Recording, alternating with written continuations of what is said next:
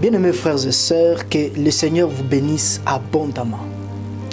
Aujourd'hui, nous sommes encore là parce que nous voulons ensemble encore écouter le Seigneur des Seigneurs, notre Seigneur Jésus-Christ.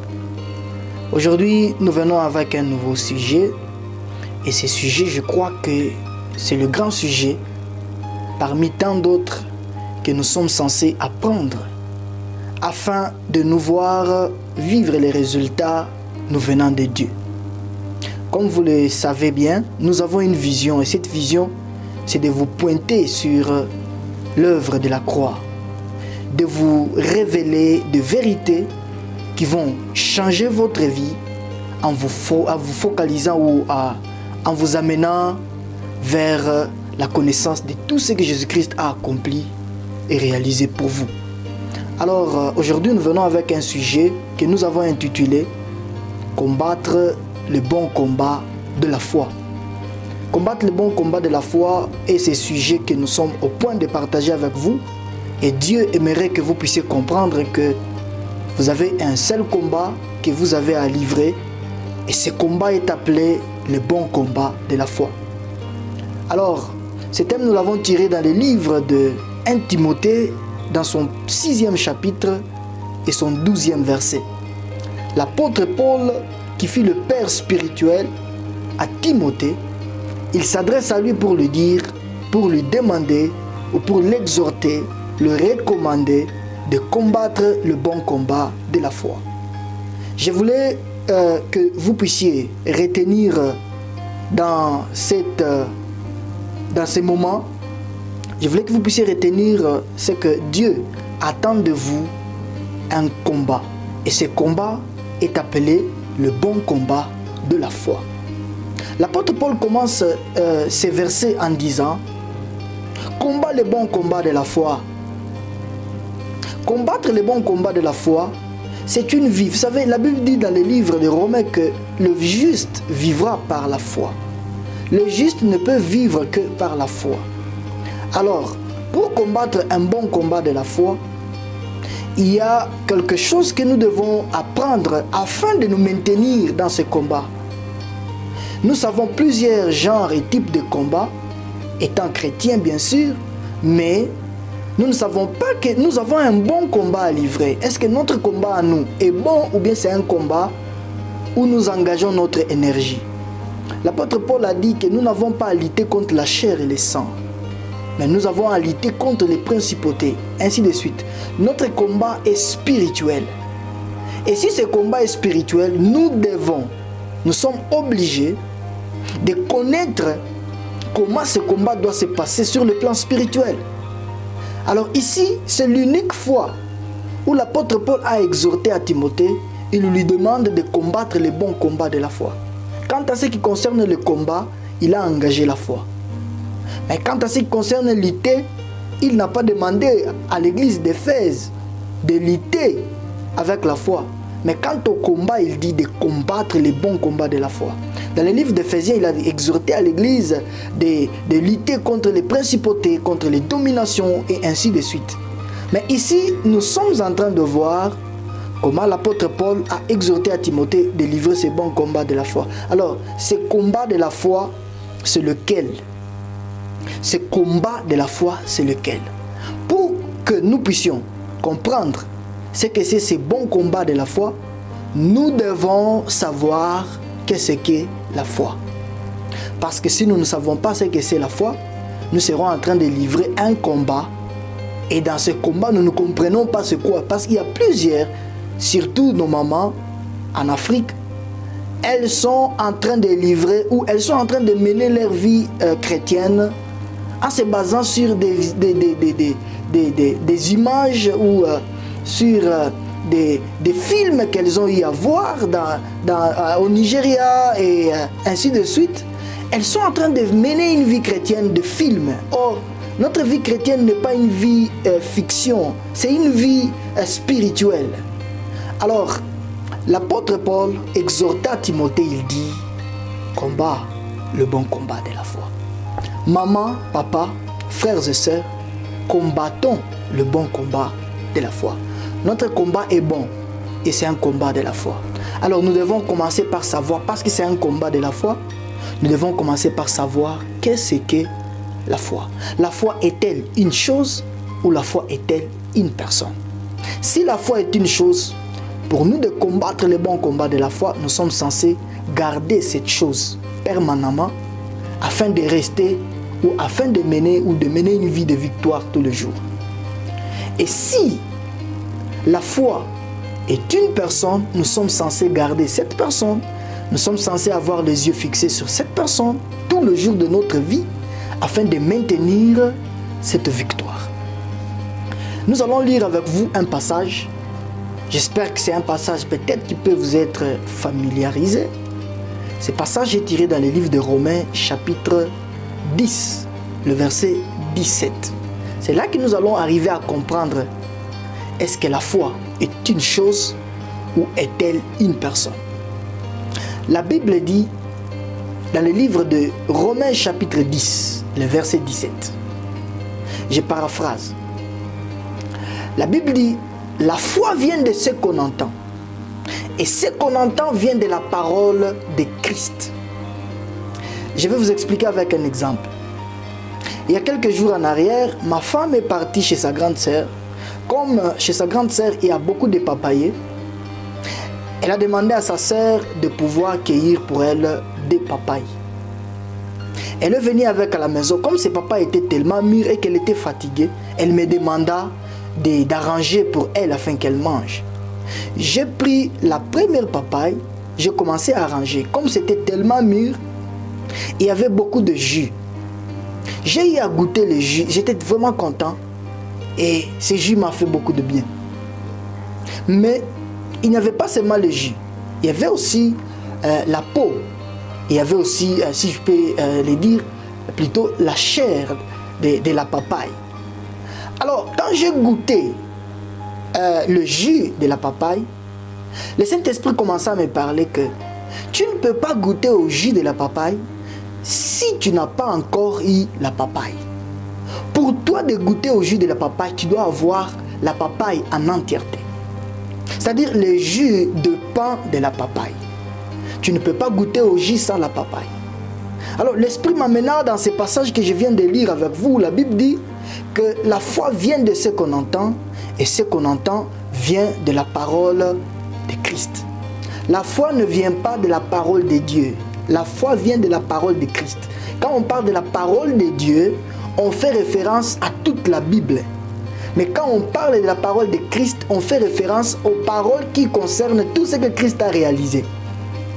Alors, la Bible dit que la foi vient de la parole, de la parole de Christ. C'est-à-dire, tout ce qui concerne Christ. Quand vous écoutez de paroles qui concernent ce que Jésus-Christ est, ce qu'il a fait pour vous, ce qu'il a réalisé pour vous, qu'est-ce que vous avez bénéficié quand il est mort? Qu'est-ce que vous avez bénéficié quand il est ressuscité? Qu'est-ce que vous avez bénéficié quand il est monté au ciel? Et qu'est-ce que vous avez bénéficié ou vous allez bénéficier quand il va rentrer sur la terre pour prendre l'église? Plus vous écoutez des enseignements qui vous pointent sur Jésus, c'est là qu'émane la foi. Comme je le disais dans mon exemple, vous ne pouvez pas goûter au jus de la papaye si vous n'avez pas la papaye. C'est-à-dire le jus de la papaye dépend de la papaye. C'est-à-dire la foi dépend de ce que vous écoutez. Et ce que vous écoutez, Dieu est spécifique. Il dit que ça doit être la parole qui concerne Christ. Alors, comme j'étais en train de le dire, l'apôtre Paul exhorte à Timothée, il lui dit de combattre le bon combat de la foi. C'est-à-dire, Timothée avait une seule obligation, de pouvoir, pour lui, de livrer ses combats. Il devait rester à l'écoute de ce qui lui procure la foi, afin qu'il se maintienne dans cette foi, pour lui permettre de résister dans n'importe quelle circonstance, afin de vivre cette victoire qui était à lui. Je ne sais pas si vous êtes en train de comprendre, parce que ce sujet est capital. Ça va vous permettre de vivre de grandes choses. Vous savez, les apôtres La Bible dit qu'ils parlaient de Jésus-Christ. Ils témoignaient de Jésus-Christ. Tout le jour de leur existence, ils étaient en train de témoigner de Jésus-Christ. La Bible dit ils se réunissaient dans des maisons où il y avait quoi? Il y avait des fractions de pain. C'est-à-dire il y avait une sainte scène qu'ils faisaient tous les jours. Et le Seigneur lui-même a dit, faites ceci en mémoire de moi. Tout le jour que vous prendrez ce corps et vous boirez cette coupe, vous vous souvenez de la mort du Fils de l'homme. Vous vous souvenez de sa mort et de sa résurrection. Même le Seigneur lui-même, il demande à ce que la Sainte Seine, c'est juste une petite parenthèse, il demande à ce que la Sainte Seine puisse être un sujet par lequel ils vont se rappeler de tout ce qu'il a réalisé pour eux. Et en cela, ils savaient qu'ils auraient la foi. Et ils vivraient de grandes choses. Les apôtres ont prêché Jésus-Christ. Les apôtres ont fait de Jésus-Christ le sujet de leur prédication. Ils ont fait de Jésus-Christ le sujet de leur prière, le sujet de leur réunion. Et regardez ce que Dieu a effectué, Dieu a accompli. Regardez ce que Dieu a produit au milieu d'eux. Il y avait des témoignages. La Bible dit qu'il y avait des témoignages presque tous les jours. Et il y avait des âmes qui étaient sauvées. Pourquoi? Parce qu'ils parlaient de Jésus-Christ. Mais nous aujourd'hui, regardons nos églises, regardons nos ministères, regardons nos familles, regardons nos vies. Qu'est-ce que nous écoutons? Sommes-nous en train d'écouter tout ce qui concerne Jésus-Christ? Ou nous trouvons que écouter Jésus-Christ devient plus bas, que nous devons écouter autre chose? Et nous devons écouter le plan de l'ennemi, nous devons écouter toute autre chose, mais rien de tout ce que Jésus-Christ est pour nous et qu'il a réalisé pour nous. Rappelons-nous, la foi vient de ce qu'on entend. Et ce qu'on entend est spécifique, vient de la parole qui concerne Jésus-Christ. Nous ne devons pas penser que nous avons la foi au moment où nous sommes juste positifs. La positivité n'est pas la foi. La foi, c'est de rester à l'écoute de tout ce qui concerne Jésus-Christ. Vous savez, la vie chrétienne, c'est une vie centrée et focalisée sur Jésus-Christ. Nous sommes des bénéficiaires, nous ne sommes pas des acteurs dans la vie chrétienne. Nous sommes des bénéficiaires de ceux qui reçoivent. La Bible dit que le juste vivra par la foi. Le juste ne vivra pas par ce qu'il fait. Il vivra par ce qu'il reçoit de Dieu. Il vivra par la foi. Autrement dit encore, le juste va vivre en restant à l'écoute de tout ce que Jésus-Christ a réalisé. Parce que la foi vient de ce qu'on entend. Et ce qu'on entend concerne le Fils de Dieu. Aimables frères et sœurs, je suis en train de partager avec toi ce sujet. Je sais que c'est un sujet tellement large que je ne saurais pas tout terminer aujourd'hui. Mais je reviendrai avec l'aide de Dieu bien sûr, avec un nouveau numéro. Mais pour ce numéro, j'aimerais que nous puissions comprendre que nous sommes dans un monde où l'unique chose qui nous permet de triompher, même pour toi d'être enfant de Dieu, toi et moi bien sûr, pour nous d'être enfants de Dieu, c'est la foi qui nous a introduits là-dedans. Et cette foi émane de tout ce que nous écoutons de Jésus. C'est parce que tu as entendu que Jésus-Christ t'a sauvé. Il est mort à la croix pour toi. Il a payé le prix que toi tu ne pouvais pas payer. Il a donné son corps, sa vie. Il a versé son sang. En croyant juste en ce que, plutôt en écoutant ce qu'il a réalisé pour toi, tu as reçu la foi. Et cette foi t'a permis aujourd'hui d'être enfant de Dieu. Si pour être sauvé, tu as besoin de la foi, tu as besoin d'écouter tout ce qui concerne Jésus pour être enfant de Dieu. À plus forte raison les choses du monde, à plus forte raison le besoin que tu as, reste à l'écoute de tout ce qui concerne Jésus-Christ. Tu vivras Dieu dans ce monde. Dans le livre de Luc, le chapitre 18, à son 8e verset, Jésus pose une question capitale. Cette question, il l'a posée à toi et à moi.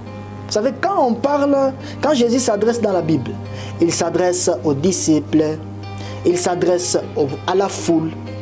Mets-toi à la place de ces gens-là, parce que ces gens-là n'existent plus aujourd'hui. Aujourd'hui, c'est toi et moi qui sommes maintenant là.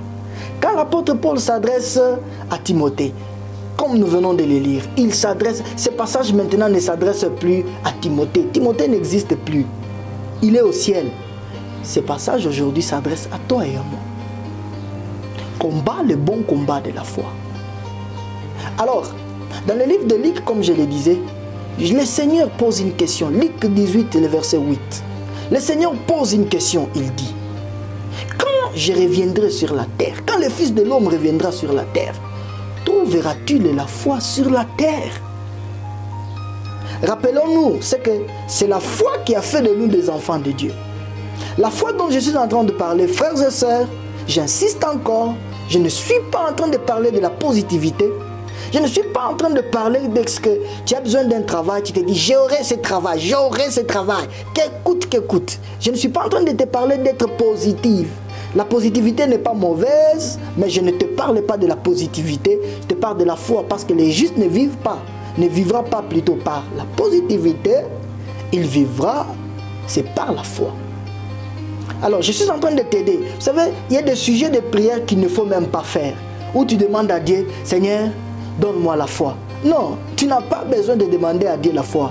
Tu as besoin d'écouter Jésus, d'écouter tout ce qui concerne Jésus pour avoir la foi. Les disciples ont demandé à Jésus, Seigneur, augmente-nous la foi. Jamais Jésus n'a prié pour recevoir la foi. Non, il savait que la foi émanera de tout ce qui lui concerne. Il faut que les disciples restent à l'écoute de tout ce qui concerne Jésus. Je voudrais insister sur un point, et ce point est celui-ci. Restez à l'écoute de tout ce qui concerne Jésus. Vous avez la responsabilité, à l'église où vous êtes, vous avez la responsabilité. Si cette église ne vous parle pas de Jésus-Christ, ne vous pointe pas sur tout ce que Jésus est pour vous, si cette église ne vous révèle pas ce que Jésus a réalisé, ce que vous avez bénéficié, tu as la responsabilité de trouver une église où on va te prêcher Jésus. Une église où on va te pointer sur Jésus. Une église où Jésus sera le centre de ta vie. Tu as cette responsabilité. Tu ne peux pas dire non, à notre église, c'est là qu'on ne nous enseignait pas. Ce n'est pas un problème de dire c'est là qu'on ne t'enseignait pas. Il y a des églises où on prêche Jésus. Tu peux y aller. Tu es libre, aucune église ne bloque un membre. Ce n'était qu'une parenthèse. Jésus pose une question capitale. Il dit, quand le Fils de l'homme viendra sur la terre, trouveras-tu la foi? Parce que quand il viendra, il ne viendra que prendre ceux qui se sont maintenus dans la foi. Alors quand il reviendra, autrement dit, comme nous venons de le dire, nous venons de le lire dans le livre de Romains, chapitre 10, le verset 17, où la Bible dit que la foi vient de ce qu'on entend et tout ce qui concerne Jésus-Christ. Autrement dit, pour que tu te maintiennes dans la foi, tu dois rester régulièrement à l'écoute des enseignements qui te pointent sur Jésus. Alors quand il dit, quand il reviendra, trouveras-tu la foi, c'est-à-dire, trouveras-tu des gens continuant à écouter tout ce qui lui concerne? Trouveras-tu de frères et de sœurs continuant à écouter, à recevoir des enseignements qui le pointent sur Jésus? C'est en ce moment-là qu'il trouvera des gens se maintenant dans la foi. Alors pour toi de te maintenir dans la foi, la simple des choses à comprendre est celle-ci, c'est de rester à l'écoute des enseignements qui te pointent sur Jésus.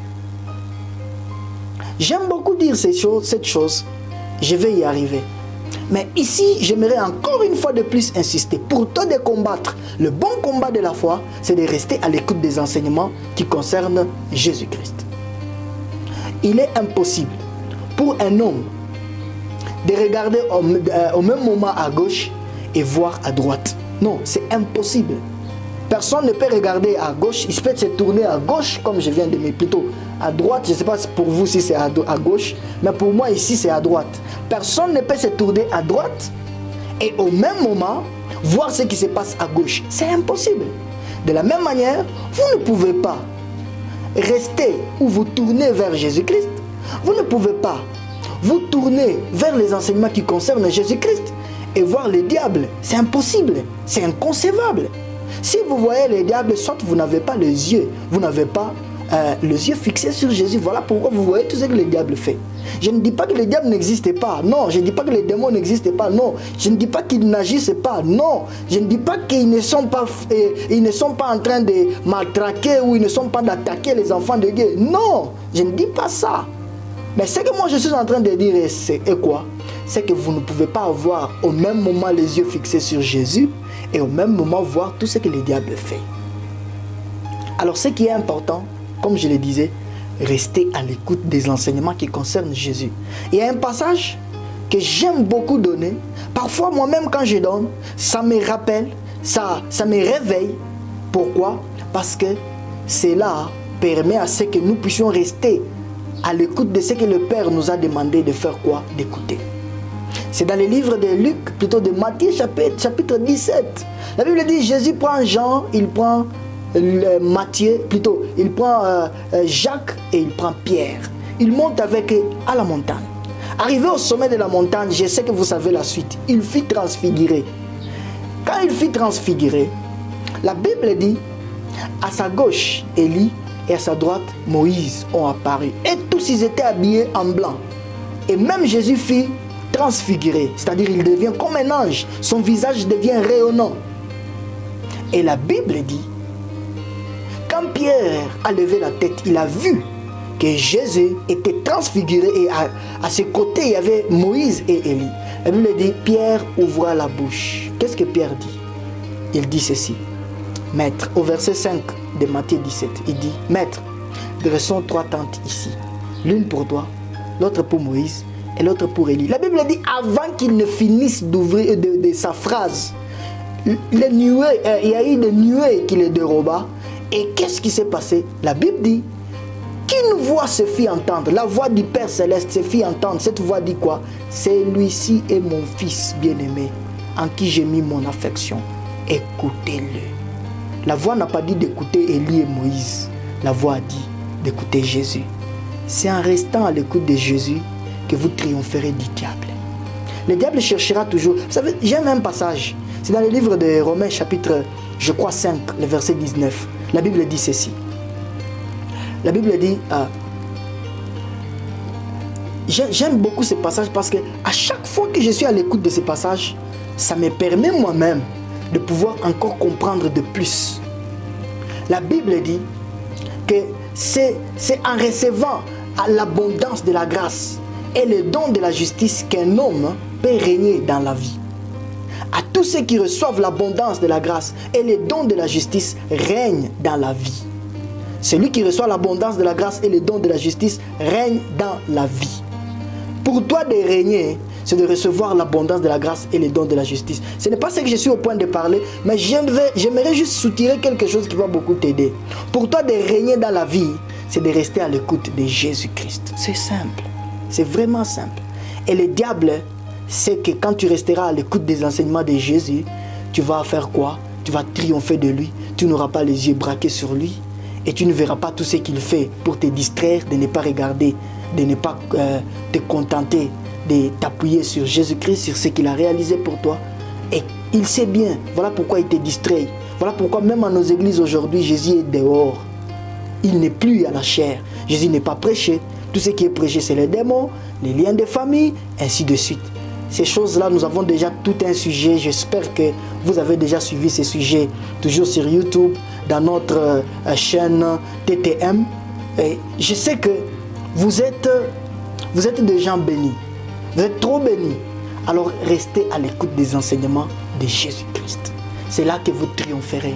Ce n'est qu'une première partie de ce que nous étions en train de parler. Concernant quoi? Concernant combattre les bons combats de la foi. Le diable cherchera toujours à vous détourner de l'écoute des enseignements qui concernent Jésus, afin que vous ne puissiez pas avoir la foi, pour qu'il puisse vous avoir. Retenez une chose. Vous savez, quand un lion veut tuer ou il veut s'arracher d'une proie, le lion ne peut pas attaquer toute une foule. Il commence d'abord par isoler. Et quand il va isoler sa proie, c'est là qu'il va attaquer. C'est comme ça que le diable aussi il fait. Plus il vous éloigne des enseignements qui vous pointent sur Jésus-Christ seul, je vous répète encore, je ne suis pas pour. Même Dieu n'est pas pour que vous soyez à l'église et en train de voir ou qu'on soit en train de vous révéler ce que les démons font, ce que les démons font plutôt. Non démon tel, non démon tel, non démon tel. Ce n'est pas en cela qu'il y a le secret de ta foi. Le secret de ta foi, c'est d'écouter Jésus-Christ. Laissez le diable faire ce qu'il fait. La Bible dit, voici, je vous ai donné le pouvoir de marcher sur les serpents et les scorpions. Et rien ne pourra venir. Jésus a dit, dans le monde, vous aurez des tribulations. Ces tribulations, le diable peut les provoquer. Mais il a dit, prenez courage, j'ai vaincu le monde. Il a vaincu pour toi. Il l'a déjà vaincu. À la croix, il les a livrés en spectacle, en triomphant de tous ces démons, de toutes ces principautés, de tous ces pouvoirs. Il les a triomphés pour toi à la croix, en les livrant en spectacle. Rien dans ce monde ne peut te faire trembler. aucun démon, aucun diable, aucune circonstance ne peut être capable de détruire ta vie. Parce que Jésus-Christ a trouvé que c'est ton corps qui peut être son QG. Vous savez, quand le général habite dans un QG, vous savez, quand seulement le général de l'armée, il est parti rester dans un QG, il n'y a personne qui peut aller jouer là-bas, parce que le général est là. Alors, soyez bénis, que le Seigneur vous bénisse abondamment. Comme je le disais, c'est une première partie. Nous allons revenir avec la deuxième partie ou la suite de ces sujets, combattre le bon combat de la foi. Aujourd'hui, nous avons mis juste la base. Et cette base, c'est de rester à l'écoute de tout ce qui concerne Jésus. C'est là qu'il y a le secret de la foi, qu'il y a le secret de vous maintenir dans la victoire. Que le Dieu vous bénisse, restez dans la paix du Seigneur et que la grâce de Dieu, qui surpasse tout entendement, qui surpasse tout, puisse garder vos cœurs et que sa paix domine dans votre vie. Que Dieu vous bénisse. Shalom dans vos maisons. Merci.